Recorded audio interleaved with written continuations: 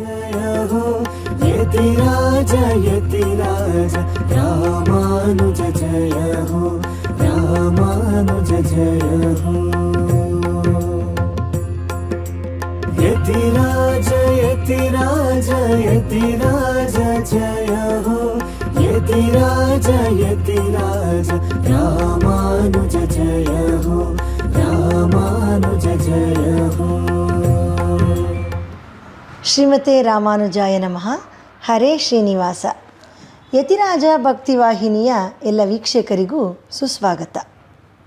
ಕಳೆದ 15 ದಿನಗಳಿಂದ ನಮ್ಮ ಯತಿರಾಜ ಭಕ್ತಿವಾಹಿನಿಯು ಅನೇಕ ಕಾರ್ಯಕ್ರಮಗಳನ್ನು ಪ್ರಸಾರ ಮಾಡುತ್ತಾ ಜನಪ್ರಿಯವಾಗುತ್ತಿರುವುದು ಅತ್ಯಂತ ಸಂತೋಷದ ಸಂಗತಿ. ಇದರಲ್ಲಿ ಇನ್ನೂ ಉಪಯುಕ್ತ ಮಾಹಿತಿಗಳನ್ನು ಒಳಗೊಂಡ ಅನೇಕ ಕಾರ್ಯಕ್ರಮಗಳನ್ನು ಪರಿಚಯಿಸುವುದು ನಮ್ಮ ಪರಮಪೂಜ್ಯ ಶ್ರೀ ಶ್ರೀ ಜಿ ಎಲ್ ಸ್ವಾಮಿಯವರ ಆಶಯ. ಅವರ ದಿವ್ಯ ಸಂಕಲ್ಪದಂತೆ ಇನ್ನು ಮುಂದೆ ಪ್ರತಿ ವಾರವೂ ವಾರದ ವಿಶೇಷ ವ್ಯಕ್ತಿ ಎಂಬ ನೂತನ ಕಾರ್ಯಕ್ರಮವು ನಡೆಯಲಿದೆ. ನಮ್ಮ ಸಮಾಜದಲ್ಲಿ ವಿವಿಧ ಕ್ಷೇತ್ರಗಳಲ್ಲಿ ಸದ್ದಿಲ್ಲದೆ ಸೇವೆ ಮಾಡುತ್ತಿರುವ ಅನೇಕ ಮಹನೀಯರು ಇದ್ದಾರೆ. ಅವರು ಎಲೆಮರೆಯ ಕಾಯಿಯಂತೆ ಪ್ರಚಾರಕ್ಕೆ ಬಾರದೆ ತಮ್ಮ ಸೇವಾ ಕಾರ್ಯದಲ್ಲಿ ನಿರತರಾಗಿದ್ದಾರೆ. ಅಂತಹವರನ್ನು ಸಮಾಜಕ್ಕೆ ಪರಿಚಯಿಸುವುದೇ ಈ ಕಾರ್ಯಕ್ರಮದ ಮುಖ್ಯ ಉದ್ದೇಶ. ಇದರ ಮೊದಲ ಸಂಚಿಕೆಯಲ್ಲಿ ಇಂದು ನಮ್ಮೊಡನೆ ಇರುವ ವಾರದ ವಿಶೇಷ ವ್ಯಕ್ತಿ ಶ್ರೀ ಎಸ್ ನಾಗಶಯನ ಗುಪ್ತಾ ಅವರು. ಬನ್ನಿ ಅವರೊಡನೆ ಅವರ ಸಂದರ್ಶನ ಮಾಡೋಣ. ನಮಸ್ಕಾರ ನಾಗಶಯನ ಗುಪ್ತಾ ಅವರೇ. ದಯವಿಟ್ಟು ತಮ್ಮ ಪರಿಚಯವನ್ನು ನಮ್ಮ ವೀಕ್ಷಕರಿಗೆ ಮಾಡಿಕೊಡುತ್ತೀರಾ?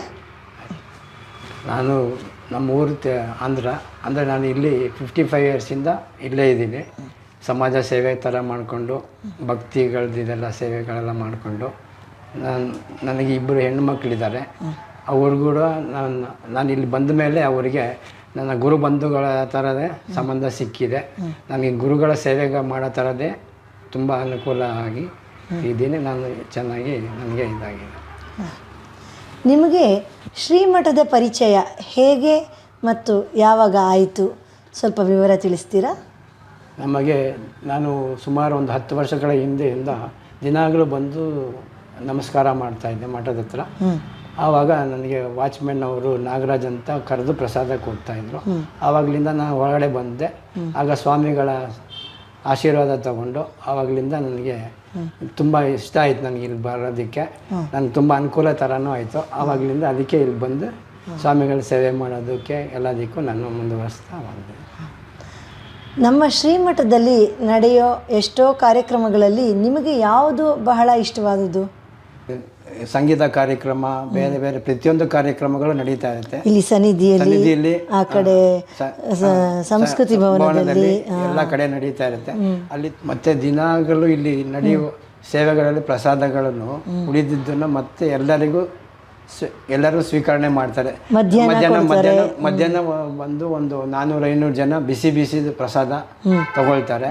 ಮತ್ತೆ ಎಷ್ಟೋ ಜನ ಆಫೀಸರ್ಸು, ತುಂಬ ಬೇರೆ ಹೆಣ್ಮಕ್ಳು ಎಲ್ಲರೂ ಹೋಗಿ ಬರೋರೆಲ್ಲರೂ ಇಲ್ಲಿ ಪ್ರಸಾದ ನೋಡಿ ತುಂಬ ಸಂತೋಷವಾಗಿ ಚೆನ್ನಾಗಿರುತ್ತೆ ಅಂತೇಳಿ ಸ್ವೀಕರಣೆ ಮಾಡ್ತಾರೆ. ನಾವು ಯಾರು ಬಂದ್ರೂ ಪ್ರಸಾದ ಇಲ್ಲ ಅನ್ನೋದಿಲ್ಲ. ರಾತ್ರಿಯವರೆಗೂ ಎಲ್ಲರಿಗೂ ತಮ್ಮ ಹಸುವು ನೀಗೋ ಥರ ಸಂತೋಷವಾಗಿ ಸಂಜೆ 4 ಗಂಟೆಗೆ ಶಾಲೆ ಮಕ್ಕಳಿಗೆ ಬಿಸಿಯಾದ ಊಟ ಪ್ರಸಾದ ಏನೇ ಆಗಲಿ ಎಲ್ಲರಿಗೂ ಕೊಡ್ತೀವಿ. ಆವಾಗಲೂ ತುಂಬ ಮಕ್ಕಳು ಎಲ್ಲರೂ ಬಂದು ಸ್ವೀಕರಣೆ ಮಾಡ್ತಾರೆ. ನೀವು ಅದನ್ನ ತಗೊಂಡು ನಾವು ಪ್ರಸಾದ ತಗೊಂಡೋಗಿ ನಾವು ಸೇವೆ ಮಾಡ್ತೀವಿ. ನನಗೆ ಪ್ರತಿದಿನ ಶ್ರೀಮಠದಲ್ಲಿ ಬೆಳಗ್ಗೆಯಿಂದ ರಾತ್ರಿವರೆಗೂ ಎಲ್ಲ ಸೇವೆಗಳು ತುಂಬ ಜನರಿಗೆ ಅನುಕೂಲವಾಗುವ ಮತ್ತು ಜನರಿಗೆ ಅಭಿವೃದ್ಧಿಯಾಗುವ ಸೇವೆಗಳೇ ಮಾಡುತ್ತಾ ಇರ್ತಾರೆ.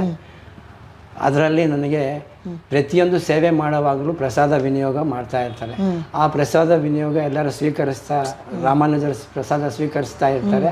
ತುಂಬ ಸಂತೋಷದಿಂದ ಸ್ವೀಕರಿಸಿ ತಮ್ಮ ಜೀವನವನ್ನು ಮುಂದುವರ್ಸೋಕ್ಕೆ ಇದು ಮಾಡ್ತಾ ಇರ್ತಾರೆ. ಅದಕ್ಕೆ ತುಂಬ ಇಷ್ಟ ನನಗೆ. ನೀವು ಪ್ರತಿದಿನ ಶ್ರೀಮಠಕ್ಕೆ ರಾತ್ರಿ ಬಂದು ಇಲ್ಲಿಂದ ತಗೊಂಡು ಹೋಗುವ ಪ್ರಸಾದವನ್ನು ಹೇಗೆ ವಿತರಿಸ್ತೀರಾ? ನಾನು ದಿನಾಗಲೂ ರಾತ್ರಿ ಬಂದು ಪ್ರಸಾದ ತಗೊಂಡು ಹೋಗುವುದನ್ನು ಸುಮಾರು ಜನ ಮಠದ ಹತ್ರನೇ ಬಂದು ನಿಂತ್ಕೊಳ್ತಾರೆ. ಅವರ ಹೊಟ್ಟೆ ಹಸಿವಿಗೋಸ್ಕರ ನಿಂತಿರ್ತಾರೆ ಅವರಿಗೆಲ್ಲ ಕೊಟ್ಟು ಪ್ರಸಾದವನ್ನು ಮತ್ತು ಅಲ್ಲಿ ಇಲ್ಲಿ ಮಲಗಿರ್ತಾ ಇದ್ರು ಅವ್ರಿಗೆಲ್ಲ ಪ್ರಸಾದ ಕೇಳಿ ಕೊಡ್ತಾ ಇದ್ವಿ. ಮತ್ತು ರೈಲ್ವೆ ಸ್ಟೇಷನ್ ಹತ್ರ ತೊಗೊಂಡೋಗಿ ಅಲ್ಲಿ ಕೊಡ್ತೀವಿ. ಕೊನೆಗೆ ಸ್ವಲ್ಪ ಉಳಿದಾದ್ರೂ ಹಸುಗಳಿಗೆಲ್ಲ ಗೋಗಳಿಗೆಲ್ಲ ಕೊಟ್ಟು ತಮ್ಮ ಪ್ರಸಾದವನ್ನು ಒಂದು ಚೂರು ಯಾವುದನ್ನು ವೇಸ್ಟ್ ಆಗದೆ ತೊಂದರೆ ಆಗದೆ ಸ್ವಾಮಿಗಳ ಪ್ರಸಾದ ಸ್ವೀಕರಿಸಿ ಎಲ್ಲರಿಗೂ ಸಂತೋಷವಾಗುವ ಮಾಡ್ತಾರೆ. ನಾವು ದಿನ ಬೆಳಗ್ಗೆ ರಾತ್ರಿವರೆಗೂ 10 ಗಂಟೆ ಆದ್ರೂ ಕರೆದು ಯಾರಿಗೂ ಇಲ್ಲ ಅಂತ ಹೇಳೋದಿಲ್ಲ. ಆ ಪ್ರಸಾದ ಸ್ವೀಕರಿಸಿ ಅವರು ತಮ್ಮ ಹಸುವನ್ನು ನೀಗಿಸಿ ಕೊಡ್ತೀವಿ. ತುಂಬ ಸಂತೋಷವಾಗಿ ಆ ಪ್ರಸಾದವನ್ನು ಸ್ವೀಕರಿಸಿ ರಾಮಾನುಜರ ಸ್ಮರಣೆಯಲ್ಲೇ ಇರುತ್ತಾರೆ. ನೀವು ಇಲ್ಲಿಂದ ತೆಗೆದುಕೊಂಡು ಹೋಗೋ ಪ್ರಸಾದವನ್ನು ಸ್ವೀಕರಿಸೋರು ಇದ್ರ ಬಗ್ಗೆ ಹೇಗೆ ಪ್ರತಿಕ್ರಿಯಿಸ್ತಾರೆ? ಆ ಪ್ರಸಾದ ತುಂಬ ಹಸುವಾಗಿ ಸ್ವೀಕರಿಸ್ತಾ ಇರಬೇಕಾದ್ರೆ ಅವರು ಶ್ರೀಮತಿ ರಾಮಾನುಜಾಯಮಾನ ನಮಗ ನಮಗೆ ತುಂಬ ಒಳ್ಳೆಯದಾಗಿದೆ, ನಮ್ಮ ಹೊಟ್ಟೆ ಇದನ್ನು ಹಸುವನ್ನು ನೀಗಿಸಿ ನಮ್ಮನ್ನ ತುಂಬ ಚೆನ್ನಾಗಿ ಇದು ಮಾಡ್ತಾರೆ ಅಂತ ಎಲ್ಲರೂ ಅವರು ರಾಮಾನುಜರನ್ನು ಯಾವಾಗಲೂ ಸ್ಮರಣೆ ಮಾಡೋ ಥರ ಅವರು ಮಾಡಿಕೊಂಡು ಅದಕ್ಕೋಸ್ಕರ ತುಂಬ ಸಂತೋಷ ಬೀಳ್ತಾರೆ. ನಾವು ಯಾವ ಥರ ಇದ್ವಿ ನಮ್ಗೆ ಈ ಥರ ಅನುಕೂಲ ಮಾಡ್ತಾ ಇದೆ ಅಂತ ತುಂಬ ಸಂತೋಷ ಬೀಳ್ತಾರೆ ಎಲ್ಲರೂ. ಇದಲ್ಲದೆ ನಿಮ್ಮ ಅನಿಸಿಕೆ ಏನಾದರೂ ಇದೆಯಾ? ಅದನ್ನು ದಯವಿಟ್ಟು ಹಂಚ್ಕೊಳ್ತೀರಾ? ನಾನು ಇಲ್ಲಿ ಸುಮಾರು ವರ್ಷಗಳಿಂದ ಬರ್ತಾ ಇದ್ದೀನಿ. ಪ್ರತಿಯೊಂದು ಸೇವೆಯಲ್ಲೂ ತುಂಬ ಚೆನ್ನಾಗಿ ಮಾಡ್ತಾ ಇದ್ದಾರೆ. ಮತ್ತು ನಮ್ಮ GR ಸ್ವಾಮಿಯವರು ನಾನು ಅನ್ನೋದನ್ನು ಯಾವುದು ಅವರು ಇಟ್ಕೊಳ್ದೆ ಶ್ರೀ ರಾಮಾನುಜರ ಸೇವೆ ಅಂತಲೇ ಮುಂದುವರಿಸ್ತಾರೆ. ಪ್ರತಿಯೊಂದು ಕಾರ್ಯವು ತುಂಬ ಸದ್ಗುಣವಾಗಿ ತುಂಬ ಎಲ್ಲರಿಗೂ ಪ್ರಯೋಜನವಾಗಿ ಅಭಿವೃದ್ಧಿಯಾಗುವ ಥರ ನಡೆಯುತ್ತೆ. ಮತ್ತು ನಮ್ಮ GR ಸ್ವಾಮಿಯವರು 8 ಕಡೆ ರಾಮಾನುಜರವರ ವಿಗ್ರಹವನ್ನು ಶಿಲಾಸ್ಥಾಪನೆ ಮಾಡಿದ್ದಾರೆ. ಎಲ್ಲರಿಗೂ ಎಲ್ಲ ಕಡೆಯೂ ಅವರಿಗೆ ಅನುಕೂಲವಾಗುವ ಹಾಗೆ ರಾಮಾನುಜರ ಸ್ಮರಣೆ ಮಾಡಿ ತಮ್ಮ ಜೀವನವನ್ನು ಸಂತೋಷಗೊಳಿಸುವ ಹಾಗೆ ಮಾಡಿದ್ದಾರೆ. ಮತ್ತು ನಾವು ಯಾರನ್ನಾದರೂ ಏನಾದರೂ ಕೇಳೋಕ್ಕೆ ಹೋದರೆ ಫಸ್ಟು ನಮಗೆ ದೇವರು ಹೊಟ್ಟೆ ಬಟ್ಟೆಗೆ ಚೆನ್ನಾಗಿಟ್ಟಿದ್ದಾರೆ ಅಂತಾರೆ ಶ್ರೀ GR ಸ್ವಾಮಿಯವರು. ಅದಕ್ಕೋಸ್ಕರ ಫಸ್ಟ್ ಎಲ್ಲರಿಗೂ ಹೊಟ್ಟೆ ತುಂಬ ಹಸಿದವರಿಗೆ ಪ್ರಸಾದ ಕೊಟ್ಟು ಅವರ ಸಂತೋಷಗೊಳಿಸಿ ಅವರ ಜೀವನ ಸಂತೋಷವಾಗುವ ಮಾಡಿ ಅವರ ಜೀವನ ಪ್ರತಿಯೊಂದು ಕಾರ್ಯದಲ್ಲೂ ಸಂತೋಷವಾಗಿ ಮುಂದುವರಿಯಾಗುತ್ತೆ.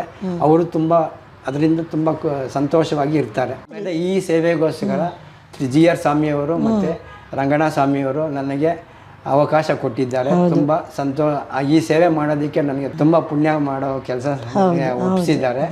ಅದರಿಂದ ನನಗೆ ತುಂಬ ಸಂತೋಷ ಆಗ್ತಾ ಇದೆ. ನನಗೆ ಇಲ್ಲಿ ಬಂದಿರೋದ್ರಿಂದ ತುಂಬ ಅನುಕೂಲ ಆಗಿದೆ. ನಾನು ಹೋದ ಮಂಗಳವಾರ ಇಲ್ಲಿ ಭಕ್ತಿ ಚಾನಲ್ ರಿಲೀಸ್ ಮಾಡಿದ್ರು. ನಾನು ಮಾರನೇ ದಿವಸ ಡಾಕ್ಟರ್ ಹತ್ರ ಹೋಗಬೇಕು ಅಂತ ಅಪಾಯಿಂಟ್ಮೆಂಟ್ ತೊಗೊಂಡಿದ್ದೆ. ಆವಾಗ ರಾಮಾನುಜರು ಅದಕ್ಕೆ ಏನೇನು ಬೇಕಾಗಿರುವ ದುಡ್ಡು ವ್ಯವಸ್ಥೆ ಎಲ್ಲ ಅವರಿಂದ ಬಂತು. ನನಗೆ ಬೆಳಗ್ಗೆ ಬರಬೇಕಾದ್ರೆ ನೋಡಿ ನನಗೆ ರಾಮಾನುಜರ ಯಾವ ಥರ ಅನುಗ್ರಹ ಮಾಡಿ ನಾನು ಮಾಡ್ತಾ ಇರೋದಕ್ಕೋಸ್ಕರ ನನಗೆ ಇಷ್ಟ. ಅದಕ್ಕೋಸ್ಕರನೇ ಎಲ್ಲ ಜನಗಳು ರಾಮಾನುಜರ ಸ್ಮರಣೆಯನ್ನು ಮಾಡಿ ಅವರು ತಮ್ಮ ಕಷ್ಟಗಳ ನಿವಾರಣೆ ಮಾಡಿಕೊಂಡು ಚೆನ್ನಾಗಿ ಅವರ ಜೀವನ ನಡೆಸೋ ಥರ ಆಗಲಿ, ಬಂದು ಎಲ್ಲರೂ ಬರಲಿ ಅಂತ ನಾನು ನಾಗಶಯನ ಗುಪ್ತಾ ಅವರೇ ನಮಸ್ಕಾರ. ಇದುವರೆಗೂ ನೀವು ನಿಮ್ಮ ಅಮೂಲ್ಯವಾದ ಅನುಭವಗಳನ್ನು ನಮ್ಮೊಡನೆ ಹಂಚಿಕೊಂಡಿದ್ದೀರಿ. ಅದಕ್ಕಾಗಿ ನಮ್ಮ ಯತಿರಾಜ ಭಕ್ತಿ ವಾಹಿನಿಯ ಪರವಾಗಿ ನಿಮಗೆ ಹೃತ್ಪೂರ್ವಕ ಧನ್ಯವಾದಗಳು. ಶ್ರೀಮತಿ ರಾಮಾನುಜಾಯ ನಮಃ. ವೀಕ್ಷಕರೇ, ಇದುವರೆಗೂ ವಾರದ ವಿಶೇಷ ವ್ಯಕ್ತಿ ಸಂದರ್ಶನದಲ್ಲಿ ಶ್ರೀಯುತ ನಾಗಶಯನ ಗುಪ್ತಾ ಅವರ ಪರಿಚಯ ಮಾಡಿಕೊಂಡಿದ್ದೇವೆ. ಇವರು ಸದ್ದಿಲ್ಲದೆ ಇತರರನ್ನು ಪ್ರೇರೇಪಿಸುವಂತಹ ಸತ್ಕಾರ್ಯಗಳನ್ನು ಮಾಡುತ್ತಿದ್ದಾರೆ. ಮುಂದಿನ ಸಂಚಿಕೆಗಳಲ್ಲಿ ಇಂತಹ ಇನ್ನೂ ಅನೇಕ ವ್ಯಕ್ತಿಗಳ ಪರಿಚಯವನ್ನು ಮಾಡಿಕೊಳ್ಳೋಣ. ಶ್ರೀಮತೆ ರಾಮಾನುಜಾಯ ನಮಃ. ಹರೇ ಶ್ರೀನಿವಾಸ. ರಾಮಾನುಜ ಜಯ ರಾಮ